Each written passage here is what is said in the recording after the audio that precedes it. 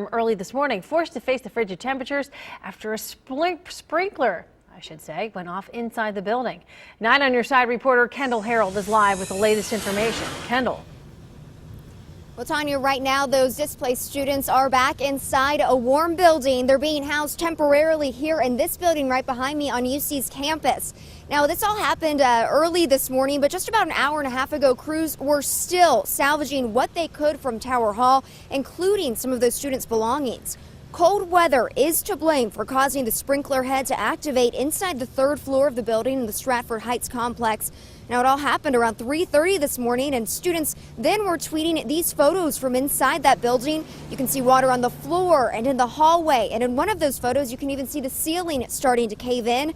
Now, we did speak with one student who was inside the building when this all happened. The middle of the 3rd floor is flooded. 2 rooms, there's about 2.5 inches of water in. The electricity is starting to flicker, and part of the ceiling in the bathroom has collapsed down, and well, it's just really bad. Well, those displaced students could be in this temporary housing for the rest of the semester. The water damage is extensive and will take some time to clean up. Kendall Harold, 9 on Your Side, live from UC. Thank you, Kendall.